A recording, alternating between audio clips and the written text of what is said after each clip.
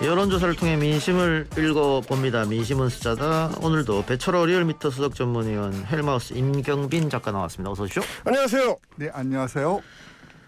자, 지난주에도 이야기를 했습니다만 이낙연 후보의 지지율이 이번 주도 조금 빠지면서 3강 체제는 무너졌다. 이제 양강 대결 구도로 간다. 이런 분석이 많더라고요. 네, 맞습니다. 먼저 오늘 조사 3개 준비했습니다. 간단하게 좀 말씀드리겠습니다. 먼저 오마이뉴스 리얼미터 의뢰로 23, 24 이번 주 월화죠. 전국 2015명 대상으로 한 조사가 있었고요. TBS 의뢰로 KSOI가 지난 20일, 21일 전국 1,007명을 대상으로 한 조사. 그리고 오늘 발표된 MBS는 면접 방식으로 진행했습니다. 이 조사에서 보자면 이번 조사를 보는 포인트는 이재명 지사의 흐름을 보는 포인트는 이를테면 황교익 경기관광공사 사장 내정자의 여파의 크기와 방향이 어떻게 되느냐 그 점이고, 윤석열 예비 후보를 보는 분석 포인트는 이른바 투스톤 대전 그 여파가 어떻게 되느냐인데 간단하게 말씀드리자면은 둘 다 영향 없음입니다. 좀 더 근접하게 볼 수 있는 것이 이를테면은 그 TBS KSO 조사였는데요. 그 조사에서 보면은 이재명 지사가 그 앞주 조사에서는 민주당 후보 적합도 전체 적합도에서 보냐면 26.2 나왔는데 이번 조사에서는 26.8% 나왔어요. 강보한 마감을 했는데 영향을 입지 않았다라고 좀 정리할 수 있고요. 그리고 이제 가상 대결 2개가 있는데 오마이뉴스 조사에서는 윤석열 42.5, 이재명 36.3. 윤석열 이낙연에서는 윤석열 43.1, 이낙연 32.3. 또 오차범위 밖에서 윤석열 예비 후보가 앞서고요. MBS 조사, 전화면접 조사에서는 이재명 40, 윤석열 34.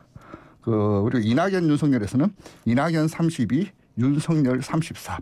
둘 다 오차범위 아닌데 오차범위 안에서 이재명은 윤석열에게 우세.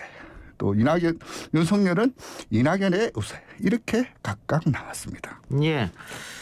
자, 크게 보면은 윤석열이나 이재명이나 뭐 마이너스가 될 것 같은 일이 있었습니다만은 전혀 움직이지 않았다. 그렇죠. 이런 것이고. 그런데 양강대에서 두 후보는 악재가 터졌음에도 움직이지 않았는데 이낙연 후보는 왜 주춤하거나 떨어졌느냐? 어떻게 분석하세요? 결국 이제 이렇게 네거티브를 쏟는다고 해서 지지율이 올라간다는 그런 그 착각에서 좀 방향 전환을 좀 못하고 있는 것 같아요. 이를테면은 네거티브 양상도 보면 지난 서른 의원 뭐 경선 불복 발언이라든지 신경민 의원 같은 황교익 사장 내정자가 됐었는데 결국 선거 캠페인이라는 것은 상대의 문제를 제기하는 것도 중요하지만 결국 왜 내가 되어야 되는가. 그리고 자신의 강점을 유권자들에게 어필해서 그것이 이제 중요한 투표 결정 요인으로 좀 작동하게 하는 것이 선거 캠페인의 기본 골격인데 지금 이제 이낙연 전 대표에게 남은 잔상은 너무 네거티브만 너무 하는 거 아니냐. 그리고 본인의 강점은 다 어디 갔냐. 그런 것만 좀 앙상하게 좀 남은 그런 형국이다. 그랬을 때 도저히 이렇게 지지율을 반등할 수 있는 그런 모멘텀을 점차 좀 찾고 있지 못하는 거 아니냐. 그렇게 좀 보여집니다. 뭐 정치 전문가들이나 여론 분석 전문가들이 다 지금 배 위원처럼 이야기를 해요. 너무 강하게 네거티브를 하다 보니까는 지지율을 오히려 까먹고 있다. 근데 처음에 그 이전 대표 지지율이 올라갔을 때 캠프에서는 7말 8초를 얘기했어요. 골든 크로스 이재명을 뒤집을 것이다. 근데 지금 8월 말이거든요. 그러니까는 전문가들 이야기는 네거티브에서 지금은 포지티브로 전환을 하더라도 늦은 거 아니냐. 뭐 그런 얘기가 나오는데 어떻게 보세요? 그런 얘기 나옵니다. 그리고 지금 처음에 이제 7말 8초 얘기했던 이낙연 캠프의 목표도 8말 9초로 미뤄져 있습니다. 그러니까 자꾸 이제 시험 공부가 잘 안 되니까 시험을 미루는 학생처럼 계속 지금 기간을 미루고 있는 것 같은 양상인데. 근데 지금 8말인데 오히려 떨어졌어요. 골든 크로스가 아니고. 그렇습니다. 심지어 이제 오늘 이제 이재명 캠프에서는 사실상 과반 이상 확보했다 이렇게 얘기하면서 대세론을 선언하는 상황이지 않습니까? 이런 정황들을 봤을 때 좀 전에 배 의원님께서 짚어주신 대로 이낙연 후보 쪽에서 제대로 퍼포먼스를 못했다는 측면도 있지만 반대로 보면 이재명 후보 쪽에서 지난 한 2주 내지는 혹은 넓게 보면 한 달 정도 기간 동안에 어떻게 지금 운용을 해왔는지를 보면 이낙연 후보하고는 이제 정반대의 기동을 해온 셈이 됐습니다. 주로 자신의 정책을 중심으로 해가지고 논쟁이 일어나도록 유도하는 방식. 그러니까 말하자면 뭐 기본소득론에 대한 논쟁이라든지 기본 주택에 대한 논쟁이라든지. 그러니까 결국은 다른 후보들을 상대로 이재명 반대라는 입장을 내도록 이제 일종의 강요를 하는 어떤 상황을 이제 유도한 측면이 하나 있고요. 그리고 이제 악재가 터졌을 때 뭐 바지 발언이라든지 뭐 황교익 그 관련한 이제 먹방 발언이라든지 뭐 이런 거에서 이제 논란이 됐을 때 민심의 추이를 보고서 빠르게 좀 사과를 해서 지지율 그 부작용을 최소화하는 이 어떤 전략적인 기동이 조금 먹힌 거 아니냐. 그러다 보니까 지금 여야가 양강구도라고 지금 말씀을 하십니다마는 사실 양 진영의 1위 후보의 위상이 약간 차이가 있습니다. 이재명 후보 같은 경우는 1위가 상당히 이제 2주 지나면서 좀 단단해지는 양상으로 가고 있고 윤석열 후보 같은 경우는 반대로 지금 홍준표 후보가 조금씩 올라오면서 위협을 받고 있는 양강이지만 내부적으로는 약간 지적 차이가 있다. 좀 이렇게 좀 볼 수 있는 상황인 것 같습니다. 배 의원은 홍준표 의원의 급상승은 어떻게 분석하고 계세요? 홍준표 일단 홍준표 의원 같은 경우는 이미 대선 한번 완주하셨던 분이잖아요. 나름 기본 펀더먼털 저력은 있는 분이고요. 그분 나름대로 일단 뭐 보수층에 어필할 수 있는 독특한 캐릭터가 또 있는 분이에요. 그냥 이를테면 국민의힘은 신입생 두 분이라고 할 수 있는 윤석열, 최재형하고 재수생 두 분이라고 할 수 있는 뭐 홍준표, 오늘 출마 선언했던 유승민. 특히 두 분 뒤에 재수생 두 분은 나를 한번 본선을 뛰어봤기 때문에 나름 저력이 있고 기본 세라는 게 좀 있지요. 근데 한 번은 조명받을 순간이 왔다. 조명받을 때 자기들 포텐이 나름 좀 터지고 있다라고 좀 봐요. 난데없이 뚝 떨어진 건 아니다. 왜냐하면 이번 MBS 조사를 보더라도 홍준표 의원 같은 경우는 전체 적합도에서는 7% 나왔지만 국힘 지지층에서는 13% 나왔거든요. 그래서 이제 끌고 가는 힘이 있다. 오마이뉴스 조사를 보더라도 이번에는 20 찍었었는데요. 국민의힘 지지층에서는 17%. 나름대로 자리 잡고 있는 게 있고 또 윤석열 총장이 지난 또 한 열흘 동안 뭐 잠수, 전환하면서 보이지가 않았어요. 홍준표 의원이 거의 뭐 국민의힘 후보군에서는 원픽으로 단연코 이렇게 좀 돋보였던 그런 노출 효과, 그런 독상에 가까운 그런 뭐 효과가 지지율을 좀 끌어올렸던 그런 측면이 있고요. 또 하나가 이제 그 역선택 어제 오늘 전화를 많이 받았었는데 민주당 지지층에서 일부 뭐 홍준표 후보를 선호하는 그 역선택이라는 말을 좀 직접적으로 써야 사실 좀 조심스럽습니다만은 그런 측면도 일부 있지만 나름 자기만의 어떤 저력 혹은 그 층내에서의 지지 이것도 같이 있기 때문에 20이라는 숫자가 가능한 거 아니냐 좀 그렇게 말씀드립니다. 예, 자 국민의힘 이야기는 조금 이따 다시 하기로 하고 자 민주당의 순회 경선이 곧 이어지는데 첫 번째 판은 충청권입니다. 충청권은 사실은 여론조사를 보더라도 이재명, 이낙연 어느 누가 압도적으로 앞선다 이렇게 보기는 좀 어려운데요. 충청권 판세 어떻게 보세요? 충청권이 일단 첫 번째 그 순회 경선 지역이다 보니까 또 기존에는 또 이제 키스톤 지역으로 많이 이제 거론했었던 지역이다 보니까 이제 양쪽 진영이 다 지금 공을 들이고 있는 상황이긴 한데 결국에는 첫 판이라서 이제 기선제압을 하는 의미가 있다라고 볼 수가 있겠고 지금 말씀하신 대로 이제 지지율 자체는 물론 이재명 후보가 약간 앞서고 있긴 합니다만 전반적으로 다른 지역들에 비하면은 격차가 이제 그렇게 크게 나타나지는 않고 있습니다. 근데 이제 오늘 이제 이재명 후보 캠프 쪽에서 밝힌 내용을 보니까 자신들이 이제 주요 지지층들을 중심으로 해서 투표에 참여할 것 같은 그 사람들을 이제 대상으로 해서 이제 뽑아봤을 때는 우리가 이제 상당히 우위를 점하고 있다라고 이야기를 하는 걸 봤을 때는 아마 다른 좀 계산을 하고 있는 것 같습니다. 캠프 쪽에서는.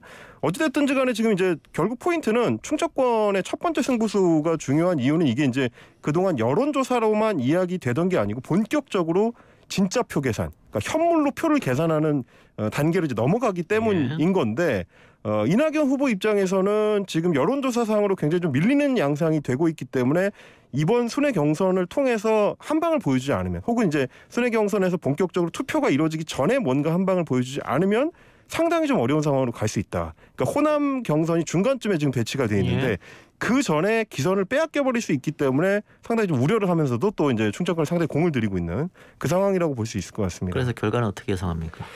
제가 봤을 때는 뭐 이재명 후보가 지금 추세상으로는 1위를 하는 게 어렵지는 않을 것 같은데 격차는 뚜껑을 열어봐야 되지 않을까 싶습니다. 예. 어떻게 보세요? 맞습니다.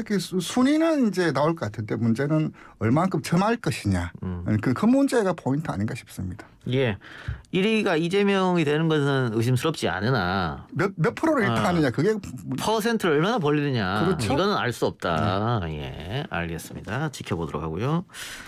자, 홍준표 의원 이야기를 했고 유승민 전 의원은 오늘 출마 선언을 했는데 같은 재수생임에도 불구하고 홍준표와 달리 좀처럼 지지율이 오르지 않고 있다. 어떻게 네. 보세요? 이게 이제 사실은 유승민 후보 입장에서는 아픈 부분인데 예. 반 윤석열 쪽의 캐치프레이즈를 걸기에는 홍준표 후보의 퍼포먼스를 못 따라갑니다. 워낙 또 홍준표 후보가 그쪽에는 원래도 강점을 갖고 있고 또 하나는 이제 재수생이라면은 이제 지켜보는 사람들이 뭘 기대하냐면 처음 대선에 나왔을 때보다 조금 더 나아졌거나 예. 뭔가 그때와는 다른 무언가를 기대하기 마련인데 오늘 이제 뭐 발표한 내용들을 보니까 그동안 유승민이 갖고 있었던 캐치프레이즈에서 크게 벗어나지 않는 예. 경제에 방점을 두거나 예. 뭐 이제 안보 쪽에는 보수지만 경제 쪽으로는 조금 더 기존 국민의힘보다는 이제 진보적이다 이런 캐치프레이즈를 대체로 내세웠는데 그렇다면은 그거는 2017년에 갖고 있었던 캐치프레이즈에서 큰 차이가 없는 거거든요. 예. 재방송을 보는 것 같은 느낌을 줄 수밖에 없기 때문에 유권자들 입장에서는 다른 후보도 많은데 굳이 재수생인 유승민한테 어떤 매력을 느낄 수 있겠느냐. 이 부분이 지금 뭐 유승민 캠프 입장에서 굉장히 좀 고민이 되는 지점일 것 같습니다. 예. 그래요. 후보들이 뭐 인지도도 중요합니다만 지금 임 작가가 이야기한 이 매력도도 상당히 중요한데 좀처럼 매력을 끌어올리지 못하고 있다. 이런 지적 같고요. 어떻게 보세요? 지금 오늘 유승민 대표의 출마 선언문을 이렇게 기사를 통해서 봤었는데요. 이제 유승민 대표 본인도 뭐 몇 차례 이야기하셨는데 그 탄핵에 대한 프레임, 그러니까 배신자 프레임. 거기에서 점체 극복하고 있지 못하다. 오늘 그래서 출마 선언하거나 출마 선언식 하고 나서 바로 달려간 곳이 TK였거든요. 예. 또 그런 말씀도 있으시더라고요. 영남에서만 올라오면 질적인 변화가 있고 그러면 의미 있는 수준의 어떤 상승이 있을 것이다. 또 홍준표는 윤석열 잡지만 나는 홍준표 잡아서 최종 성장이 될 것이다. 저기 이제 본인도 영남권을 중심으로 한 배신자 프레임, 이 프레임이 얼마만큼 극복되느냐 안 되느냐가 전체 지지율의 방향과 흐름을 결정짓는 키포인트 아니냐 저는 그렇게 보는데요. 영남권 유권자들이 과연 유승민 대표에게 지난 5년 동안 어떻게 좀 마음이 바뀌었을까. 그 점이 저는 궁금합니다. 예. 최재형 후보는 어떻게 보십니까? 입당하고 지지율을 많이 끌어올렸는데 한동안 정체입니다. 저는 처음에 좀 호평을 했어요. 이를테면 나름 모든 선거 캠페인은 마찬가지면 이렇게 우리가 흔히 말 동심은 키우기처럼 나름 했던 지지 기반을 확고히 구축해서 그리고 나서 중도로 파이를 키우는 그런 전략이 일반적으로 이제 선거 캠페인 아주 기본 정석 공식인데요.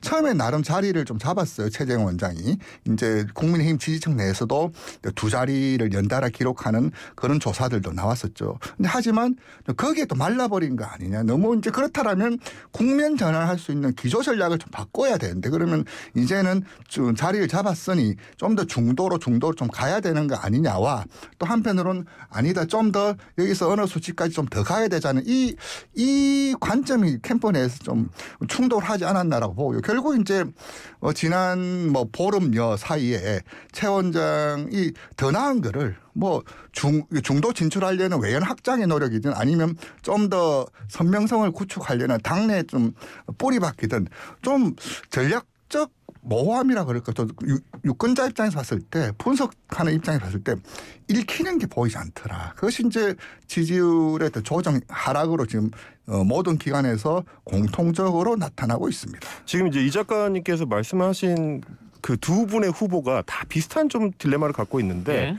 유승민 후보 같은 경우는 당 내에서 반윤석열 진영의 어떤 대표 주자가 되기에는 이 홍준표라는 선택지가 너무 세다. 이런 측면이 하나 있고 예. 최재형 후보 측면에서 봤을 때는 반문재인이라는 캐치프레이즈를 주로 내세우고 있는데 그런 것 치고는 윤석열 후보에 비해서 너무 약하다. 그러니까 둘 다 서로 대체제가 너무 강한 대체제들이 당내에 이미 있기 때문에 그 외에 어떤 다른 스테이지, 다른 어떤 매력이나 다른 어떤 포인트들을 보여줄 수 있는 역량이 있었어야 되는데 지금까지는 아직까지는 보수 유권자들이 봤을 때도 그게 충분하지 않다. 좀 그런 상황인 것 같습니다. 예.